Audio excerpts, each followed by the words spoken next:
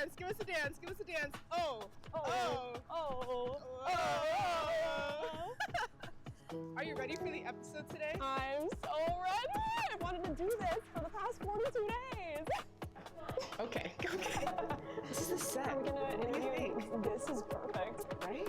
Okay. This is, obviously you guys know, Magaline. We've been calling each other Skizza for a long time. I've been calling. Okay, but let's clear this up. We're gonna clear the Her record. nickname is Skizza. My nickname.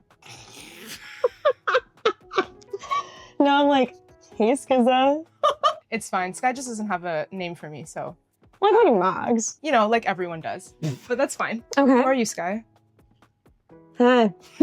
I'm Skylar Capri.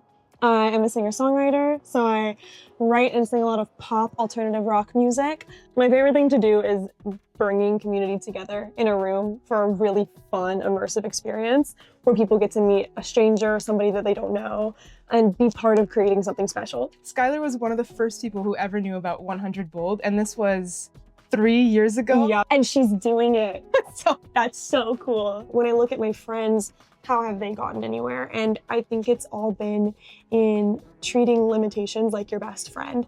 All of the people that I respect, all of my friends have looked at their life circumstance and said, well, I don't have this yet. I don't have the funding yet. I don't have the right producer yet. I don't have the cool camera yet. I don't have the job. I don't live in the right place yet. But they've taken those things not as excuses, but as avenues to figure it out. yeah. And I think that's so character building. When you take something that's not ideal for you and do it anyways, that's how you get from point A to point B to point C. And then eventually you make it all the way through. A lot of people look at their life and they're like, well, I want to be at Z. So I just am gonna wait until I have the right circumstance so I can jump from A to Z, and it doesn't work like that. It's such a real thing because everybody's dealt with different circumstances, and these circumstances will always come with some form of limitation. But I think that you have a belief within you that's saying, no matter where I am, I have everything I need to succeed, and I'm gonna make the most out of it to do so. Yeah. What is something that you've done that represents this? When I was in high school living in Destin, Florida, I didn't have the resources to make Hollywood level music videos, but I really wanted to.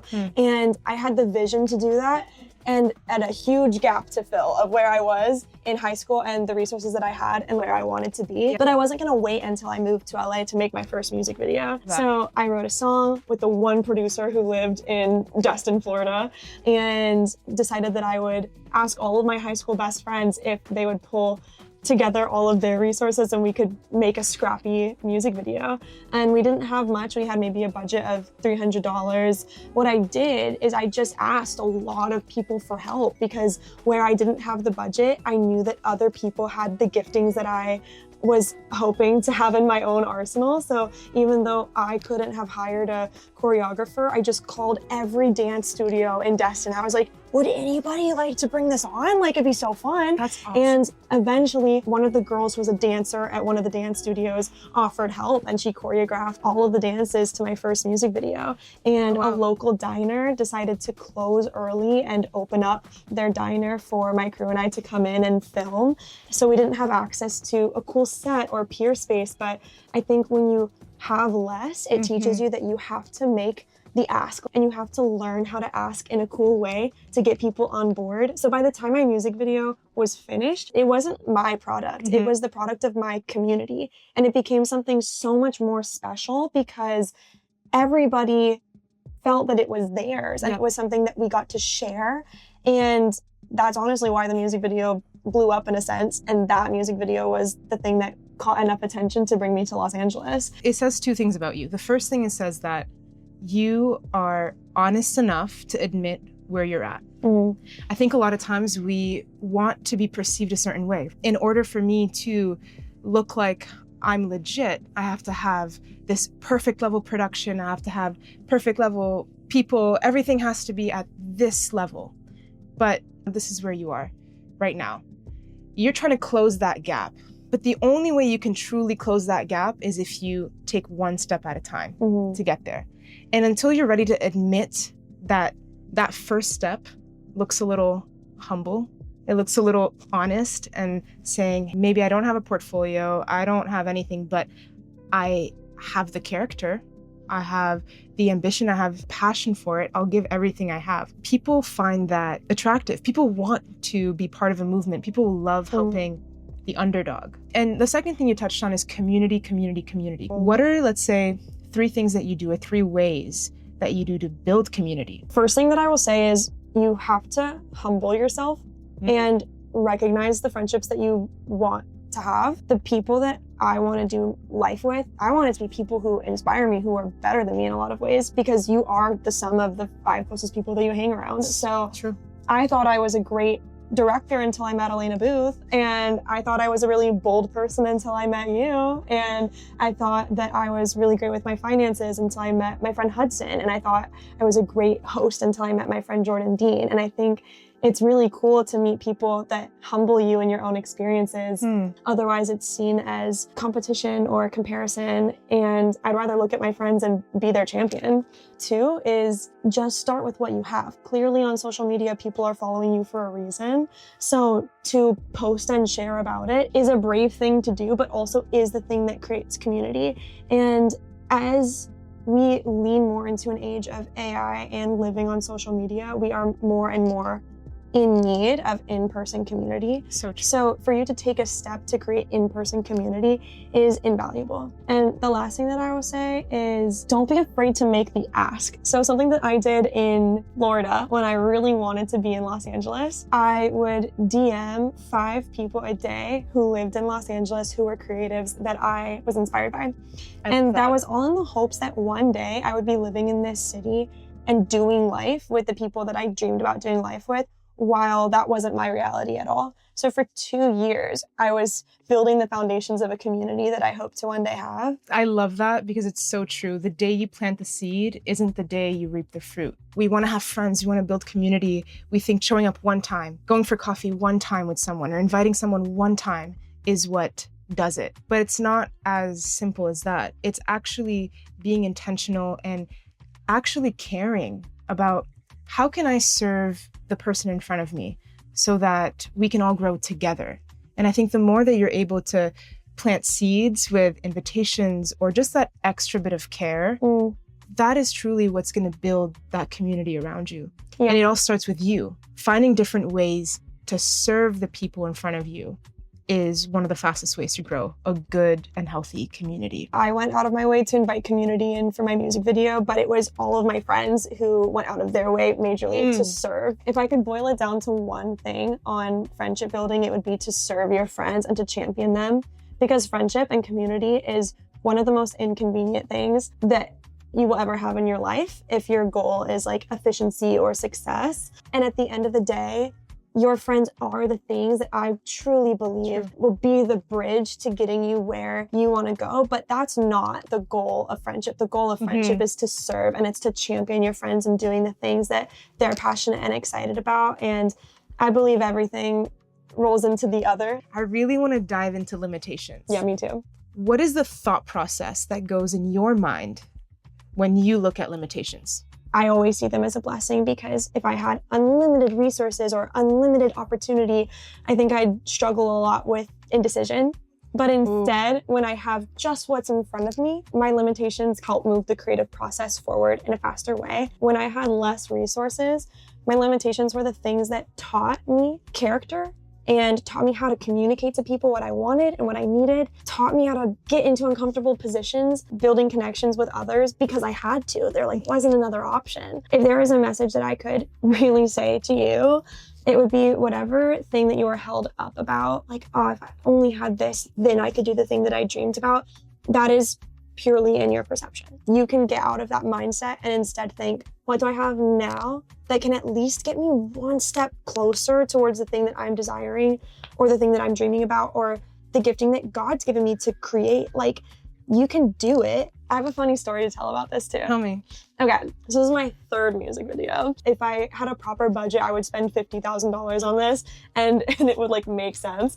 The last scene for this music video, I wanted it to be an airplane flying away, and I'm chasing the airplane down the runway of an airport, and the main character of the film is in the plane in the cockpit with the pilot who's dressed up in an in like a uniform from the Air Force.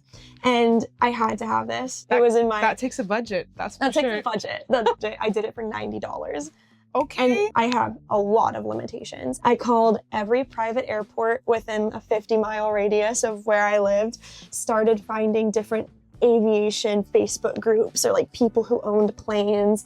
And eventually I found this gentleman who housed his plane at a local airport and was open to flying his plane if I could pay for just enough gas for him to get off the runway and turn around and come right back.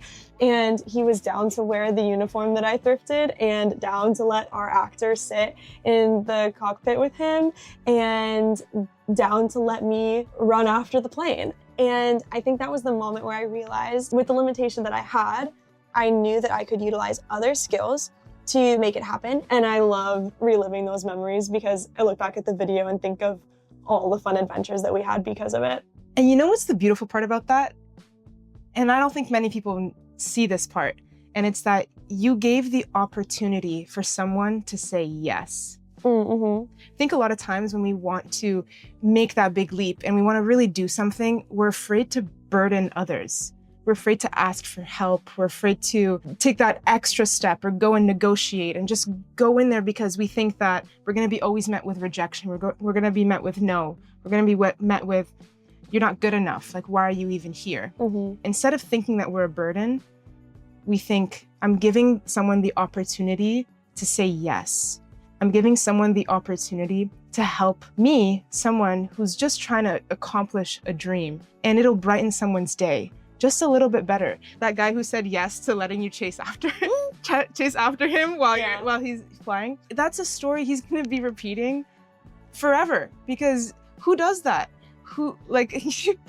Life is meant to be spontaneous. Life is meant to be lived fully. Mm-hmm. Life is meant to be a beautiful story. And you doing it and you going after it, you're not burdening anyone. You can accomplish anything you want. And in fact, by you trying to do so, you are also giving the opportunity for someone else to say yes and to share that joy and to share that journey with you. I would encourage anybody to practice the art of negotiating. It's when you're talking to somebody about something that you're desiring, you are probably going to get a lot of no's. Actually, it's inevitable. You're going to get a lot of no's. And if you take no's at face value, you might be missing opportunities.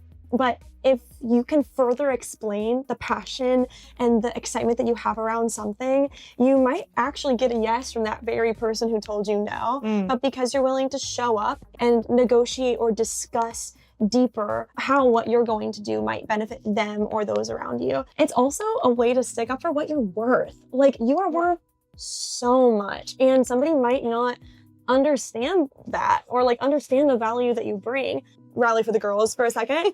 I see a lot of girls take less than what they deserve for a job. Like, maybe they're taking less compensation than what they deserve because they're not willing to say, no, thank you. Here's actually what I'm worth. And a company oftentimes does have the budget to give what you are worth. They just might have higher negotiating power at the moment. So if you can learn the skill of how to stand up for yourself, I think that it just provides so much value. Are there any resources that helped you learn this, or is it more so trial and error? For me, it was a lot of trial and error. I would recommend a book though. So the book is called Never Split the Difference, and it's teaching you to negotiate as if your life depends on it. I love that. That's a great book recommendation. There needs to be like an unhinged edit of this. We just haven't seen each other in so long. Skylar and I have not seen each other in a year. I know. Bad. But Max has been traveling the world and doing all of these things. Calm down. Well, that's true. Last time I looked at her Find My Friends locations, like in Italy, just ran like so many other countries. I've been learning Italian. Right. Anyone here who speaks Italian, please help me. Yeah, drop it in the comments, an Italian phrase, and ask Max to translate it without using Google Translate. I will say, Duolingo, I love you, but I don't know how much you're actually helping me. That's hard. I'm just gonna leave it there. Sky, this has been amazing. I will ask you one last question though. Yeah. What is the boldest thing about you? The boldest thing about me is that I'm going to love fiercely, always. I will love the people around me. I will champion my friends. I'm going to love the life that God's given me and see it as a huge gift and see everyone's life as a huge gift and treat everyone like that. We all need a friend like Skylar. That's so sweet. So We need a friend like Mugs, bringing us all together, sharing all the things we're feeling bold about. Yeah, it's pretty cool. This is day 43 out of 100 bold. I appreciate you so much. Obviously, Skylar also appreciates you. I appreciate you. And I'll see you tomorrow at 7 a.m. So Okay. how bold do you need to be? Fierce in the way that you love. Do you need to be? Kid brave again. I'm so proud of you.